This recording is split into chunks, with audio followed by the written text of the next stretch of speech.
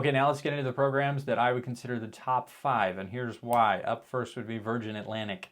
If you book ANA flights on ANA.com, you cannot book them within 96 hours, which can be very frustrating. But if you transfer Virgin Atlantic, you can book a one-way award from the Western United States for $52,500 and for $60,000 from the East Coast. So you could go from New York, from DC, from Houston, from Chicago. You can also book a flight on Air New Zealand.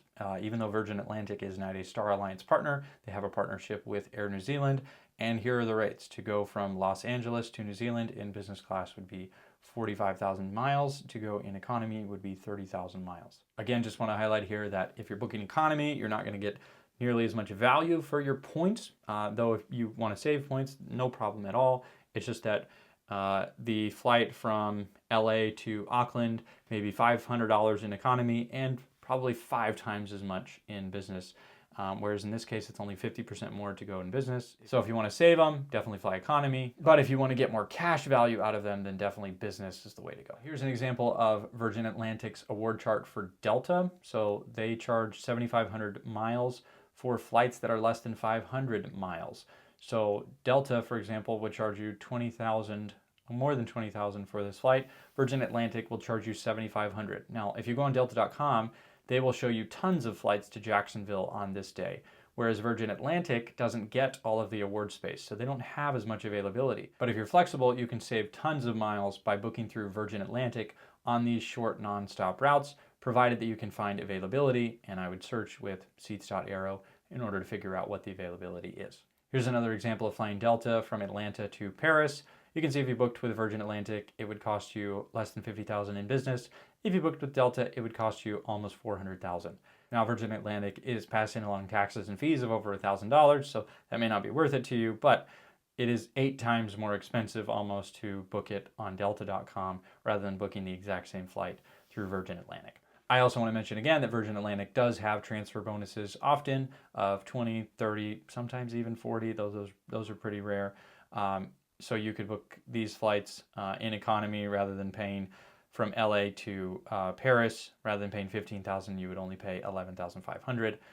Though you do have to transfer in increments of $1,000 usually, so you're paying $12,000 essentially. If you do want to fly to London, it is definitely worth checking out seats.aero to see if there are seats available. It may be worth it for you to fly to Atlanta or to Boston to access a flight for only 6,000 points across the Atlantic. Pretty good deal in premium economy as well. I find that if you pay for economy with points, it's a bummer because then you also have to pay for exit row if you're tall like me. Whereas if you book premium economy, it can be kind of nice because you're like already upgraded into that class and you don't really have to worry about that. First, obviously, is a huge jump in this case, so it may not be worth it, particularly for not a really, really long flight, but premium economy seems like a nice sweet spot for this route. Flying Blue is the program of Air France and KLM, and definitely worth checking out for Delta flights. Here's an example of travel within Europe, much like British Airways. Definitely check if you're flying through Amsterdam or Paris.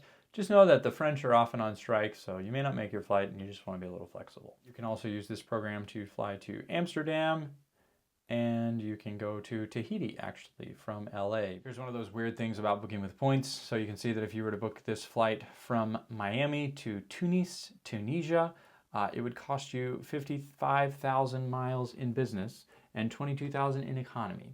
If you were to book the exact same flight from Miami to Paris, but not keep going to Tunisia, it would cost you almost triple the points in business and almost 50% more points in economy. So some of these weird things where it's like if they have a category where like North Africa is this rate from North America and Europe is this rate. Maybe they don't have as much demand there, but you can find some great deals just by checking award charts of the airlines before you're going on a trip. Alaska, as I mentioned before, is very difficult to get points on, but it is a great program because they have such great rates within the United States and even around the world. Just remember that their rates say that they're starting at, which gives them permission to raise them whenever they want. One cool thing about Alaska is that on most international tickets, they allow one-way stopovers. I'll talk about that in a second. So here's an example of when it would be better to have Alaska miles than it would be to have American miles. If you wanted to go to Jamaica, American will charge you $12,000 for this route, whereas Alaska will only charge you $4,500. Here is their award chart specifically for Asia Pacific and for Europe, Middle East, and Africa on their partners. You would pay 85,000 miles to go from Singapore to London and then to Newark on British Airways. And with the stopover perk, I believe that you could stay over in London as long as you want and then book the flight, and it wouldn't cost you any more miles to do so. Here's an example of why I try to make sure I don't spend all of my American miles. And it's because at the very last minute, from small airport to small airport, they just have these weird, wacky deals. This flight would cost you $508 to go from Eugene, Oregon to Pensacola, Florida, or 9,000 points on American. American also has these cool calendars where they show you how cheap it is to go. And unlike Delta, where if the cash price is 500, the points price is probably going to be 50,000. On American, it's like there's no correlation, and sometimes it can just be randomly high or randomly low. And I kind of like that because it's just like, well, I know there's a chance that even if I have a last-minute flight, I can make it across the country and it's not going to be too expensive. Here's the American award chart, which you can look at on their website for all of their partners in all of the different classes based on where you're going. It is a region-based award chart. One sweet spot on American is flying between the Middle East and Asia. So this flight from Tokyo to Abu Dhabi is 40,000 in business, and it's a 12.5-hour flight. Flying Q suites as well from Osaka to Doha is 40,000 miles on American. I think that's about as cheap as you can fly Q suites anywhere in the world for that amount of time.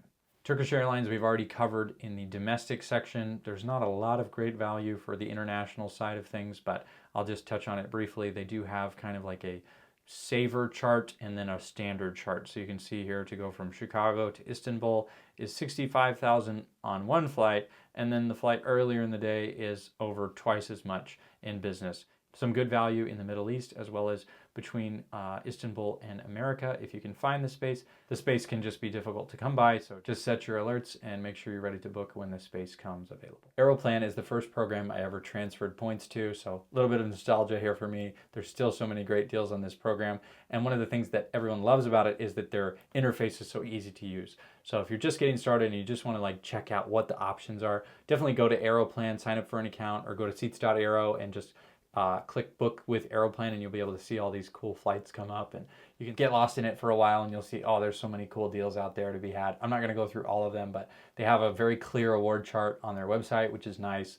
They break it out into zones, and there's specific prices for flying inside the zone and then other prices for flying between two zones. Here's an example of going to the Bahamas. You can fly from any one of United's big airports on the East Coast, and you're going to pay 10,000 miles. Between North and South America is cool because it tops out at over 4,500 miles. So if you want to fly this, you can fly from Chicago to Sao Paulo over a 10-hour flight on United for 60,000 points on Aeroplan. Pretty good redemption value here. If you want to travel to Asia, this is a great program to book with because you can fly in business class for 75,000 points. If you want to fly to Asia, this is a great opportunity. If you want to fly to Asia, this is a great way to do that because you can fly to, if you fly,